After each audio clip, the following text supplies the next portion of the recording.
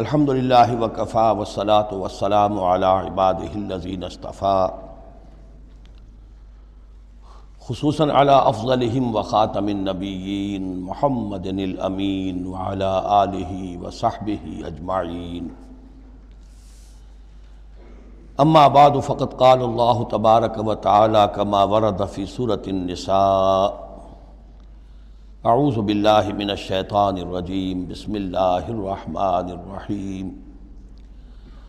یا ایھا الناس اتقوا ربکم الذی خلقکم من نفس واحدۃ وخلق منها زوجها وبث منہما رجالا کثیرا ونساء واتقوا اللہ الذی تساءلون بہ والارحام ان اللہ کان علیکم رقیبا، صدق اللہ العظیم۔ رب اشرح لی صدری ویسر لی امری واحلل عقدۃ من لسانی یفقہوا قولی۔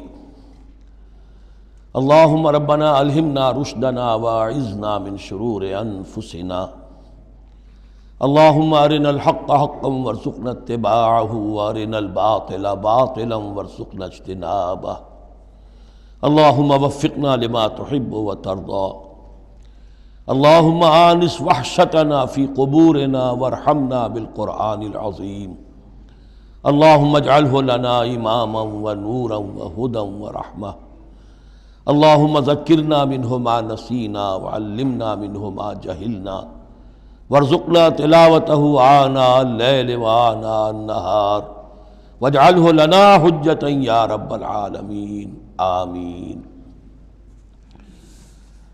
آج ہم اللہ کا نام لے کر سورہ نساء کا ترجمہ اور مختصر تشریح شروع کر رہے ہیں۔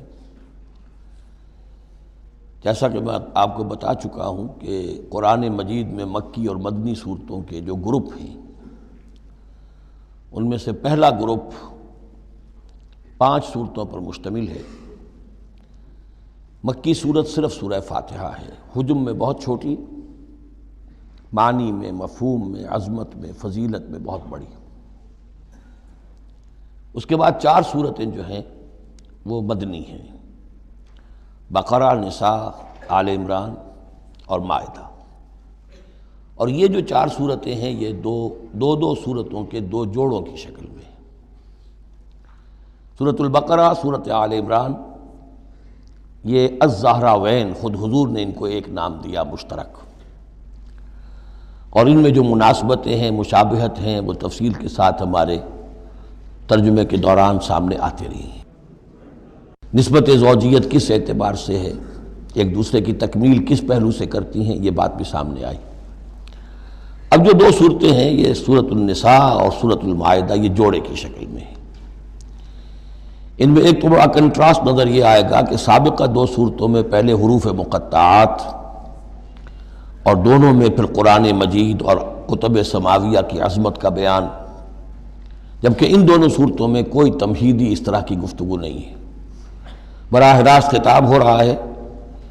البتہ یہ فرق ہے وہ نسبت زوجیت کے اعتبار سے کہ سورہ نساء میں خطاب ہے یا ایھا الناس، اے لوگو، خطاب عام ہے، اور سورۃ المائدہ کا آغاز ہوتا ہے یا ایھا الذین آمنوا، وہاں خاص ہے، انسانوں میں سے جو لوگ ایمان کے دعوے دار ہوں۔ باقی جس طرح سورہ بقرہ اور سورہ آل عمران نصفین میں منقسم ہیں، اس طرح کا معاملہ ان دونوں صورتوں کا نہیں ہے۔ اپنے اسلوب کے اعتبار سے یہ دونوں صورتیں سورہ بقرہ کے نصف ثانی کے مشابہ ہیں، یعنی چند مضامین کی لڑیاں چل رہی ہیں لیکن آپس میں اس طرح بٹی ہوئی ہیں، گتھی ہوئی ہیں رسی کی طرح کہ وہ نظر آئیں گی کٹواں، ایک لڑی لال ہے، ایک پیلی ہے، ایک ہری ہے، ایک نیلی ہے، لیکن جب آپ ان کو بٹ دیتے ہیں تو ایک طرف سے دیکھیں گے تو وہ کٹا پھٹا رنگ نظر آئے گا، مسلسل لال نہیں نظر آئے گا، مسلسل پیلا، نہ نیلا نہ ہرا۔ کھول دیں گے تو معلوم ہوگا کہ وہ تو واقعتاً ایک علیحدہ لڑی ہے، ایک نیلی ہے، ایک پیلی ہے۔ تو وہاں تو میں نے سورہ بقرہ میں آپ کو بتایا تھا کہ 4 ڈوریاں ہیں، 2 کا تعلق شریعت سے، شریعت میں 2 لڑیاں ہوئیں، ایک عبادات اور ایک معاملات۔ 2 کا تعلق ہے جہاد فی سبیل اللہ سے، ایک جہاد بالمال یعنی انفاق فی سبیل اللہ، اور ایک جہاد بالنفس کی آخری شکل یعنی قتال فی سبیل اللہ۔ یہ چاروں کا تانا بانا سورہ بقرہ کے نصف ثانی میں تھا۔ یہاں سورہ نساء میں بھی آپ دیکھیں گے کہ 3 لڑیاں ہیں یہاں، اور وہ اسی طرح آپس میں گتھی ہوئی ہیں، نظر آئیں گی کٹواں، لیکن اگر آپ ان سب کو علیحدہ علیحدہ کر لیں تو وہ اپنی جگہ پر ایک علیحدہ مضمون بن جائے گا۔ لیکن یہاں پر جو خطاب ہے، ایک لڑی تو وہ ہے کہ جس میں خطاب ہے اہل ایمان سے، اور وہ اسی طریقے سے جیسے سورہ بقرہ میں وہی 4 چیزیں اس میں آئیں گی، قتال، انفاق اور احکام شریعت، عبادات۔ لیکن دوسرا خطاب ہے اس میں اہل کتاب سے، اس میں یہ کہ نصارہ اور یہود دونوں گڈمڈ ہیں، ملے جلے ہیں۔ اب اہل کتاب کا معاملہ ہے، پہلی 2 صورتوں میں علیحدہ علیحدہ مسئلہ چل رہا تھا۔ تیسرے سب سے بڑا حصہ اس سورہ مبارکہ کا وہ ہے جو منافقین سے خطاب پر مشتمل ہے، لیکن وہ اکثر و بیشتر لوگ وہاں بات سمجھ نہیں پاتے، اس لیے کہ وہاں بھی خطاب ہوتا ہے یا ایھا الذین آمنوا سے۔ پورے قرآن میں کہیں یا ایھا الذین نافقوا نہیں آیا، یا ایھا الکافرون بھی ہے، یا ایھا الذین کفروا بھی ہے، یا ایھا الذین آمنوا بھی ہے، یا ایھا الذین نافقوا کہیں نہیں، اس لیے کہ منافق بھی قانوناً تو مسلمان ہی ہوتے تھے۔ تو اصل میں یہ بڑی گہری نظر کی ضرورت ہے کہ یہ پہچانا جائے کہ یہاں یا ایھا الذین آمنوا مومنین صادقین کی طرف روح سخن ہے یا منافقین کی طرف ہے۔ اگر یہ فرق نہ کیا جائے تو بڑی غلط فہمی ہو جاتی ہے بعض مقامات پر، مثلا سورہ توبہ کے بعض مقامات ہیں یا ایھا الذین آمنوا ما لکم اذا قیل لکم انفروا فی سبیل اللہ ثاقلتم الی الارض۔ اہل ایمان تمہیں کیا ہو گیا جب تمہیں کہا جاتا ہے اللہ کی راہ میں نکلو تو تم بوجھل ہو جاتے ہو، زمین میں دھنسے جاتے ہو۔ تو اس سے ایک عام سوء ظن پیدا ہو سکتا ہے کہ شاید یہ عام مسلمانوں کا مسئلہ تھا، یہ عام مسلمانوں کا مسئلہ نہیں تھا، یہ منافقین کا مسئلہ تھا۔ روح سخن وہاں منافقین کی طرف ہے، مومنین صادقین تو ہر وقت اس کے لیے آمادہ رہتے تھے کھلے دل کے ساتھ کہ واپس نہیں پھیرا کوئی فرمان جنوں کا، تنہا نہیں لوٹی کبھی آواز جرس کی، وہ تو تیار ہر وقت تھا۔ تو اصل میں یہ دیکھنا ہوتا ہے کہ کس آیت میں رخ کس کی طرف ہے۔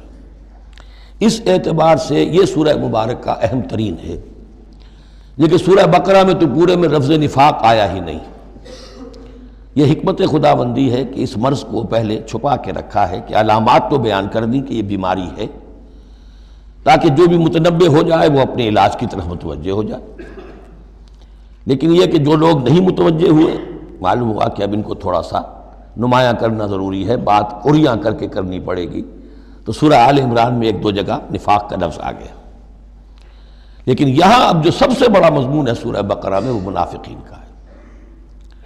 یوں سمجھیے کہ 176 جو اس کی آیات ہیں، اس میں سے 55 آیتیں ہیں کہ جن کا جو میرا تجزیہ ہے روح سخن ہے مومنین صادقین کی طرف، صرف 37 آیات ہیں کہ جن میں خطاب ہے اہل کتاب سے، یہود اور نصارہ سے مشترک طور پر، اور 84 آیات ہیں جن میں خطاب منافقین سے۔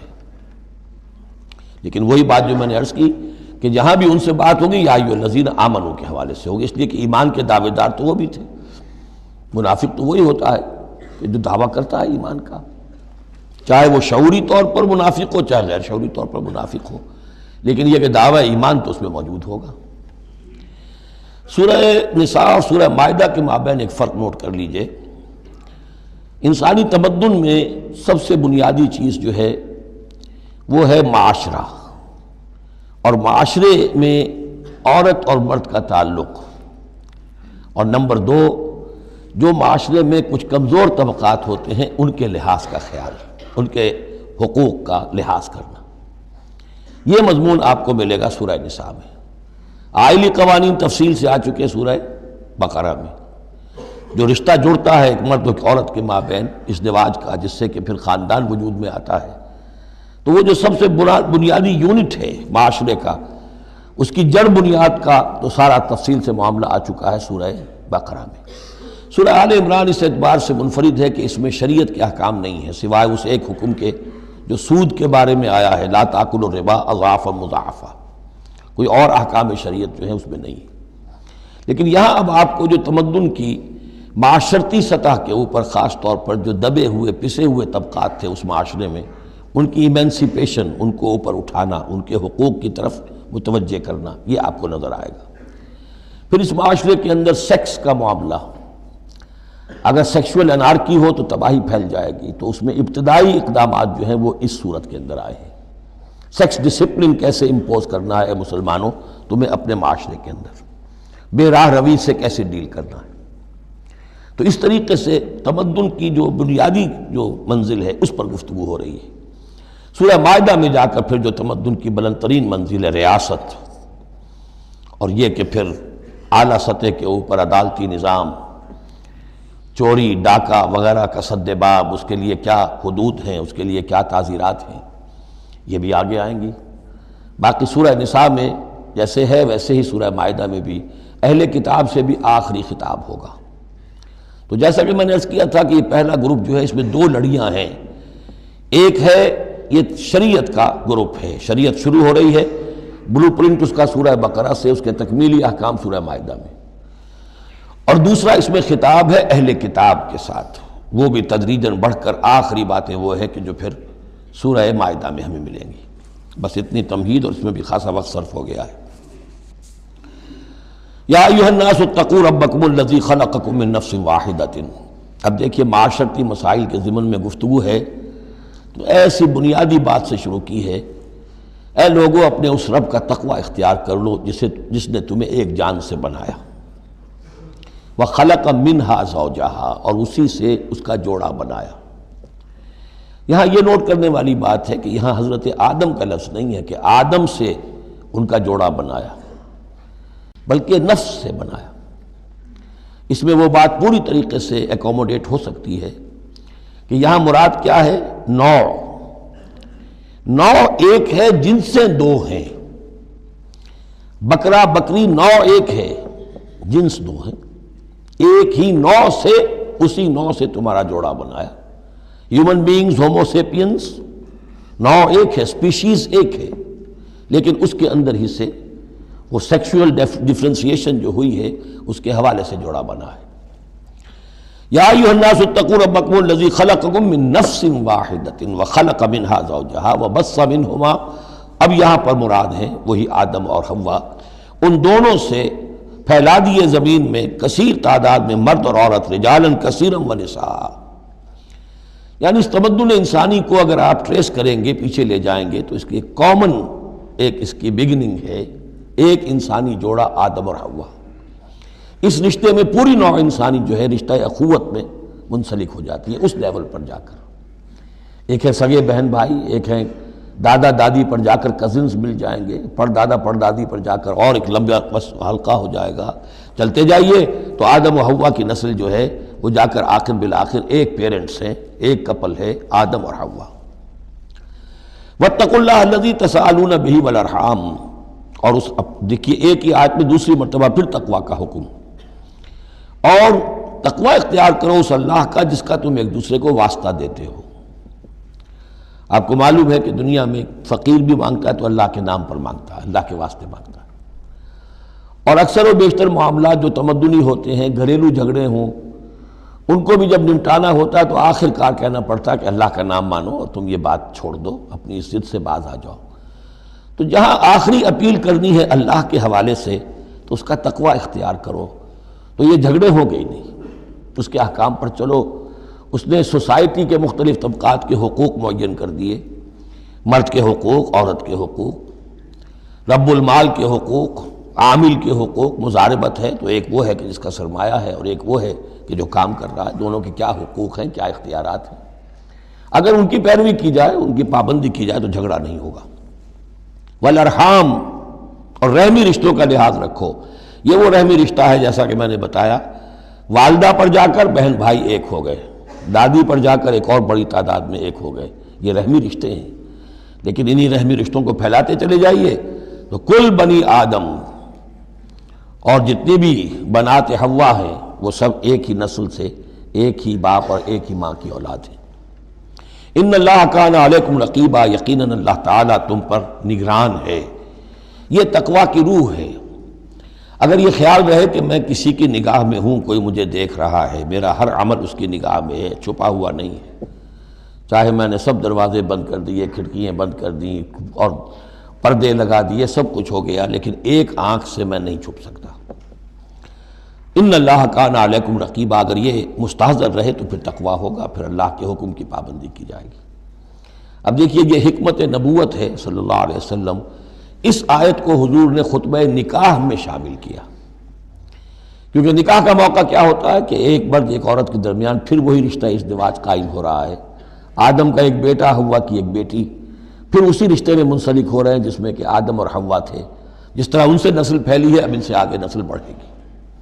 لیکن یہ کہ اس پورے معاشرتی معاملے میں، خاندانی معاملات میں، عائلی معاملات میں، جیسے سورہ بقرہ میں ہم نے دیکھا کتنی مرتبہ واتقوا اللہ واتقوا اللہ واتقوا اللہ، تقویٰ نہیں ہوگا تو پھر خالی قانون جو ہے اس کے اندر وہ تاثیر نہیں ہوا کرتی۔ قانون کو تو تختہ مشق بھی بنایا جا سکتا ہے، وَلَا تَتَّخِذُوا آیَاتِ اللَّهِ هُزُوًا، اللہ کی آیات کا ٹھٹا ہی نہ بنا دو، کہ قانون کا تقاضا تو پورا ہو رہا ہے لیکن اس کی جو روح ہے وہ بالکل ختم ہو جاتی ہے۔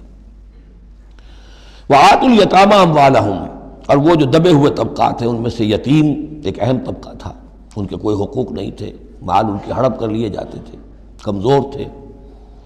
وَآتُوا الْيَتَامَىٰ أَمْوَالَهُمْ وَلَا تَتَبَدَّلُوا الْخَبِيثَ بِالطَّيِّبِ، ان کا مال جو ہے اس میں سے اچھا مال لے لیا، برا ان کو اپنا برا مال ان میں شامل کر دیا۔ انہیں کیا پتہ چلا؟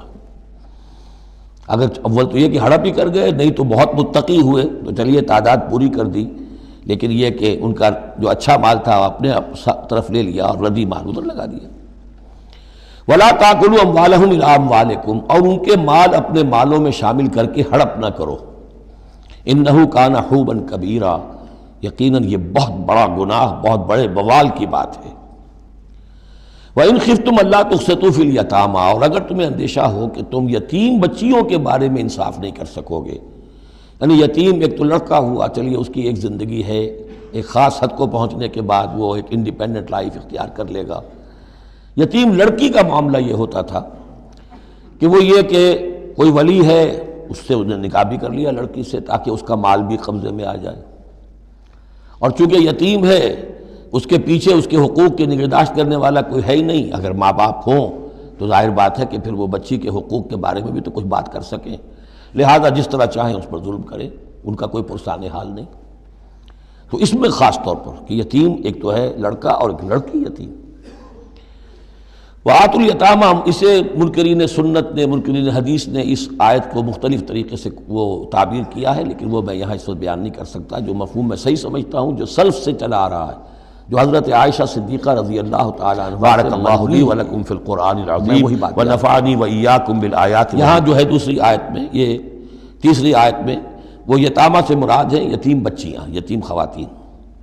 وَإِنْ خِفْتُمْ أَلَّا تُقْسِطُوا فِي الْيَتَامَىٰ فَانكِحُوا مَا طَابَ لَكُم مِّنَ النِّسَاءِ مَثْنَىٰ وَثُلَاثَ وَرُبَاعَ، تو پھر یہ ہے کہ تم ان یتیم بچیوں سے نکاح مت کرو، اور تمہیں جو پسند ہو، اگر ضرورت ہے دو دو تین تین چار چار کی حد تک تمہیں اجازت ہے، نکاح کر سکتے ہو۔ تعدد ازدواج کی یہی آیت قرآن مجید میں، لیکن یتیم بچیوں کے تم ولی بن کر کہیں اور ان کی شادی کرو تاکہ ان کے حقوق کے لیے پاسبان بن کر تم کھڑے ہو سکو، ورنہ یہ کہ تم نے انہیں اپنے گھروں میں ڈال لیا تو پھر ان کے حقوق کا کون ہوگا جو باز پرس کر سکے تم سے۔ فَإِنْ خِفْتُمْ أَلَّا تَعْدِلُوا، البتہ یہ جو ہم نے آزادی دی ہے دو دو تین تین چار چار، اس کی ایک شرط ہے، اور وہ یہ کہ اگر دو شادیاں ہیں، تین ہیں، چار ہیں تو عدل ہو۔ وَإِنْ خِفْتُمْ أَلَّا تَعْدِلُوا، اگر تم ان میں برابری نہ کر سکو، یہ اندیشہ ہو، فَوَاحِدَةً، تو پھر ایک ہی شادی کرو، ایک ہی بیوی، اس سے زائد نہیں۔ او ما ملکت ایمانکم، دوسرا کھاتا یہ ہے، یا جو تمہاری ملک یمین ہو، جو لونڈیاں ہوں، جو جنگوں میں غزوات میں جو بھی آتی تھی، وہ ایک علیحدہ معاملہ ہے، ان کی تعداد کے اوپر کوئی تعین نہیں ہے، لیکن پھر شادی ایک ہوگی۔ اگرچہ اس میں آگے چل کر بات آ جائے گی کہ اس انصاف میں قلبی رجحان اور میلان شامل نہیں ہے، جو چیز گنتی کی ہو سکتی ہے، ٹائم کتنا گزار رہے ہو، کس بیوی کے پاس کتنا، سب اس میں مساوات ہونی چاہیے۔ نان نفقہ کیا دے رہے ہو، کپڑے کیسے دے رہے ہو، ان تمام چیزوں میں جو کاؤنٹ ہو سکتی ہیں، جو مادی چیزیں ہیں، جو دیکھی بھالی جا سکتی ہیں، اس میں انصاف اور عدل لازم ہے۔ البتہ دلی رجحان اور میلان جس پر کہ انسان کو قابو نہیں ہوتا، اس میں گرفت نہیں ہے۔ ذالک ادنیٰ اللہ تعولوا، یہ اس سے قریب تر ہے کہ تم ایک ہی طرف کو نہ جھک پڑو، کہ ایک ہی بس بیوی کی طرف سارا میلان ہے، رجحان ہے. اور جیسا کہ آگے آئے گا کہ دوسری جو ہے یا دوسری جو ہیں وہ معلق ہو کر رہ گئی ہیں کہ نہ وہ شوہروں والی ہیں اور نہ وہ آزاد ہیں کہ کہیں اور نکاح کریں. وَآتُوا النِّسَاءَ صَدُقَاتِهِنَّ نِحْلًا، اور عورتوں کو ان کے مہر خوش دلی کے ساتھ دیا کرو، مجھ کو تاوان سمجھ کے نہ دیا کرو. یہ صدقات جو ہے صداق کی جمع ہے، اور صدقے کی جمع ہے صداقات. دال پر زبر ہو تو صدقے کی جمع، اور دال پر پیش ہے صدقات تو یہ صداق کی جمع ہے. فَإِن تِبْنَ لَكُمْ عَنْ شَيْءٍ مِّنْهُ نَفْسًا، پھر اگر وہ خود اپنی مرضی سے، اپنی رضامندی سے اس میں سے کوئی چیز تمہیں دے دیں، تم نے مہر جو انہیں دیا تھا وہ تم نے ادا کر دیا، اب وہ تمہیں کوئی ہبہ کر رہی ہیں، تمہیں اس میں سے کوئی چیز جو ہے ہدیہ کر رہی ہیں، تحفہ دے رہی ہیں، تو کوئی حرج نہیں. فَكُلُوهُ هَنِيًّا مَرِيًّا، تو تم اسے استعمال میں لاؤ، کھاؤ لچتا پچتا، اس میں کوئی حرج نہیں ہے. لیکن یہ ہے کہ وہ ہو ان کی مرضی سے، زبردستی نہیں، جبر کر کے نہ لے لیا جائے. فَإِن تِبْنَ لَكُمْ عَنْ شَيْءٍ مِّنْهُ نَفْسًا، بالکل اپنی مرضی سے. وَلَا تُؤْتُوا السُّفَهَاءَ أَمْوَالَكُمُ الَّتِي جَعَلَ اللَّهُ لَكُمْ قِيَامًا وَارْزُقُوهُمْ فِيهَا وَاكْسُوهُمْ وَقُولُوا لَهُمْ قَوْلًا مَّعْرُوفًا. اب ایک معاشرے میں طبقہ ایسا بھی ہوتا ہے سفہاء، بچہ ہے ابھی اس کو سمجھ نہیں ہے یا آوارہ ہو گیا ہے، باپ مال بہت چھوڑ گیا ہے، اب وہ مال اڑا رہا ہے. تو یہاں پہ تصور دیا گیا کہ اس میں معاشرتی سطح پر روک تھام ہونی چاہیے. یہ نہیں کہ میرا مال ہے میں جیسے خرچ کروں. تو اموالکم کہا گیا، یہ اصل میں ایک معاشرے کی ایک مشترک سی چیز ہے، مشترک بہبود کے لیے ہے. چاہے انفرادی ملکیت ہے لیکن پھر بھی اس معاشرے کی اس کے اندر مشترک بہبود ہونی چاہیے. مت پکڑا دو ناسمجھوں کو یا بے وقوفوں کے اپنے مال، جن کو اللہ تعالیٰ نے تمہارے لیے دنیا کے گزران کا ذریعہ بنایا ہے. وَارْزُقُوهُمْ فِيهَا، ہاں انہیں رزق دیتے رہو اس میں سے. وَاكْسُوهُمْ، کھلاتے رہو پلاتے رہو. وَقُولُوا لَهُمْ قَوْلًا مَّعْرُوفًا، اور ان سے بات کیا کرو البتہ نرم، اچھے انداز میں. یہی اصول تھا جس کے تحت کہ برٹش انڈیا میں کورٹ آف وارز مقرر ہو جاتے تھے کہ اگر کوئی بڑا جاگیردار ہے، کوئی نواب ہے اور وہ فوت ہو گیا، اس کا بیٹا جو ہے آوارہ ہے اور اس کی جو اندیشہ ہے کہ اسے کچھ اڑا دے گا، ختم کر دے گا، تو کورٹ آف وارز ہو جاتا تھا. حکومت جو ہے وہ اس کا چارج لے لیتی تھی، اس کے لیے سالانہ اس میں سے اس کی آمدنی میں سے وظیفہ ہوتا تھا، اس میں اپنا خرچ کرے. لیکن یہ ہے کہ باقی چیزیں جمع رہتی تھی تاکہ یہ ان کی آئندہ نسل کے کام آ سکے. وَابْتَلُوا الْيَتَامَىٰ حَتَّىٰ إِذَا بَلَغُوا النِّكَاحَ، اور یتیموں کی دیکھ بھال کرتے رہو، جانچ پرکھ کرتے رہو، دیکھتے رہو کہ ان کے اندر کبھی شعور پیدا ہو گیا یا نہیں. فَإِنْ آنَسْتُم مِّنْهُمْ رُشْدًا، تو جب تم دیکھو ان میں کہ اب یہ باشعور ہو گئے ہیں، سمجھدار ہو گئے ہیں، فَادْفَعُوا إِلَيْهِمْ أَمْوَالَهُمْ، تو ان کے اموال ان کے حوالے کر دو. وَلَا تَأْكُلُوهَا إِسْرَافًا وَبِدَارًا أَن يَكْبَرُوا، اور دیکھو اس مال کو کھانے کی کوشش نہ کرو، ہڑپ نہ کرو جلدی سے، کہ ایسا نہ ہو کہ بچے جوان ہو جائیں تو یہ مال تو دے ہی دینا ہے میں نے، تو اس سے پہلے جتنا بھی اس کو میں کھا جاؤں کھا لوں. وَمَنْ كَانَ غَنِيًّا فَلْيَسْتَعْفِفْ، اگر کوئی جو ولی ہے یتیم کا وہ غنی ہے، اللہ نے اسے خود دے رکھا ہے، کشائش ہے اس کے پاس، تو پھر اسے یتیم کے مال میں سے کچھ بھی لینے کا حق نہیں ہے، پھر اسے یتیم کے مال سے بچتے رہنا چاہیے. وَمَنْ كَانَ فَقِيرًا، اور اگر کوئی خود تنگ دست ہے، محتاج ہے، اب ظاہر بات ہے وہ یتیم کی کوئی نگہداشت بھی کر رہا ہے، اس کا کچھ وقت بھی اس پہ صرف ہو رہا ہے، تو فَلْيَأْكُلْ بِالْمَعْرُوفِ، تو معروف طریقے سے بھلے انداز میں، جو کہ معقول انداز ہو، اس میں سے اگر وہ یتیم کے مال میں سے کچھ کھا بھی لے تو کوئی حرج نہیں. اسلام کی تعلیم بڑی فطری ہے، اس کے اندر وہ بندشیں نہیں ہیں کہ جو ان نیچرل ہوں، جن پر عمل کرنا ناممکن ہو جائے. فَإِذَا دَفَعْتُمْ إِلَيْهِمْ أَمْوَالَهُمْ، اور جب تم ان کے مال ان کے حوالے کر دو، فَأَشْهِدُوا عَلَيْهِمْ، تو گواہ بنا لو کہ یہ چیزیں تھیں جو آج کی تاریخ میں میری تحویل میں تھی، آج تک میں نے ان کے حوالے کر دی. وَكَفَىٰ بِاللَّهِ حَسِيبًا، باقی اللہ تعالیٰ کافی ہے حساب لینے کے لیے. یہ دنیا کا معاملہ ہے، اس کے لیے لکھت پڑھت شہادت، باقی اصل حساب تو تمہیں اللہ کے ہاں جا کے دینا ہے. بارک اللہ لی ولکم فی القرآن العظیم ونفعنی وإیاکم بالآیات والذکر الحکیم.